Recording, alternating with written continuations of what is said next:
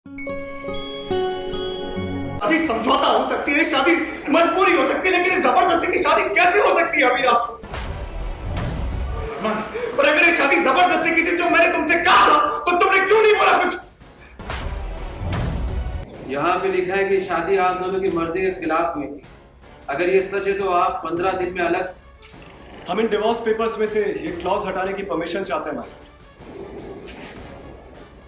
ये क्लॉज गलत है।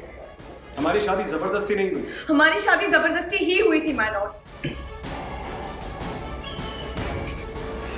क्या बकवास कर रही है? इस शादी में मैं तो थी, लेकिन मेरी मर्जी नहीं थी।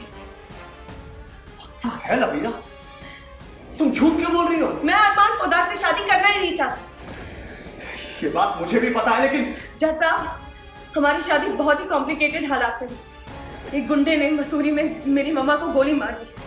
मेरी मम्मा की जान जाने वाली थी और वो जबरदस्ती मुझसे शादी करना चाहता था। वो अरमान की भी जान लेना चाहता था और शायद शादी के बाद मेरी भी जान ले लेता।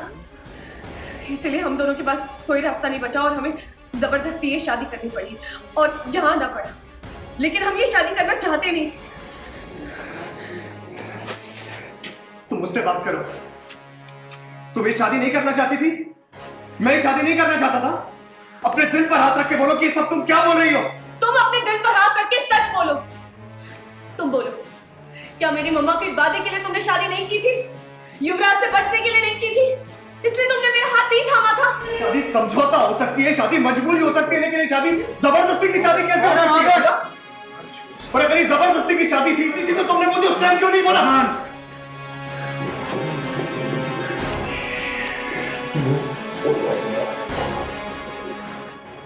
बोलो अमीना, बोलो।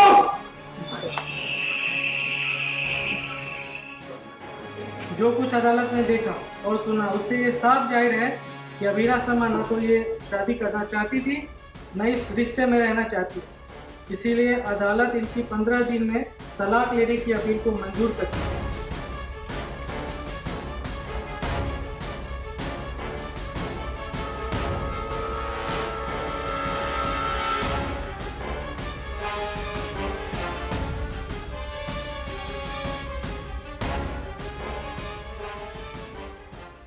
बस हमारी ज़िंदगी की आफत बनी हुई है वो डिवोर्स की शीट।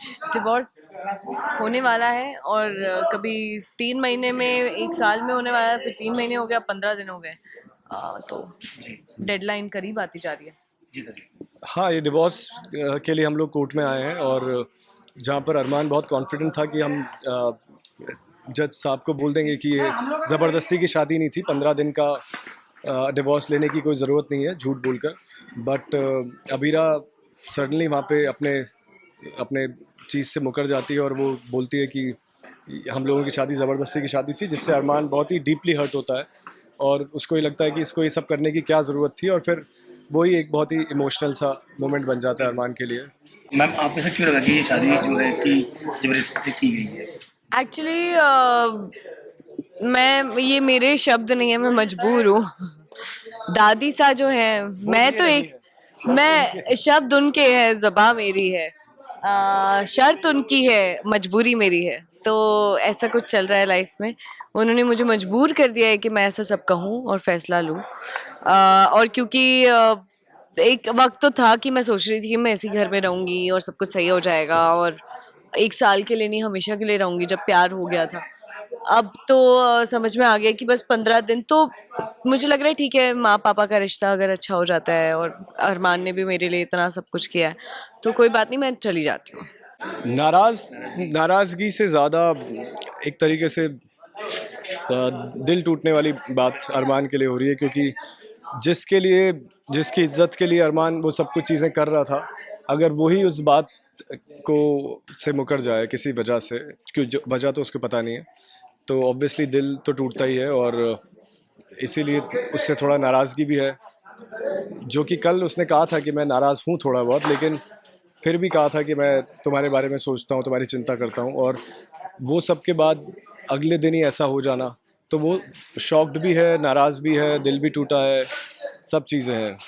तो इस पे मुझे एक और शेर याद आया है, ना हवा का कसूर था, ना दिए का कसूर था, ना हवा का कसूर था, ना दिए का कसूर था, एक को जलना जरूर था, एक को चलना जरूर था। मैं भी शेर मानो, मुझे ये शेर आता है। हाँ हाँ हाँ हाँ हाँ।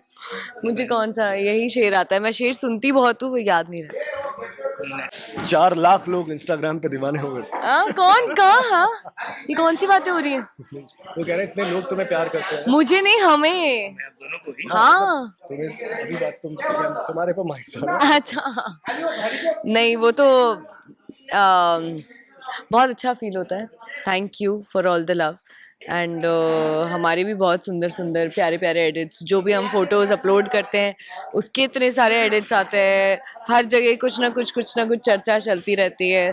आप लोगों की वजह से हम सुर्खियों में रहते हैं। आई थिंक तो वो आप लोग तो बहुत जरूरी है, ये जो भी आप कह रहे हैं कि इतने नंबर लोग वन जोड़ी बनना, नंबर 1 जोड़ी और बनना, हमारे नाम के हैशटैग वो ट्रेंड पॉपुलर करना, होना, ट्रेंड होना यार। इट्स ऑल बिकॉज तो आप लोगों की भी बहुत मेहनत है, एवरी डे आप लोग आके कवर करते हैं। और इतना कितनी बार ऐसा होता है कि जहाँ पे हमारे पास टाइम नहीं होता है क्योंकि बैक टू बैक सीन्स होते हैं, कभी ऐसा होता है कि मूड भी नहीं होता है, बट फिर भी आप लोग इतने टाइम तक वेट करते हैं। और कभी कभी एक्टर्स के टेंट्रम्स भी झेलते होंगे, I am sure, not hours for sure, लेकिन फिर भी वो तो उसके बाद भी आप लोग भी बहुत मेहनत करते हैं, उसके लिए आप लोगों को दिल से बहुत थैंक यू।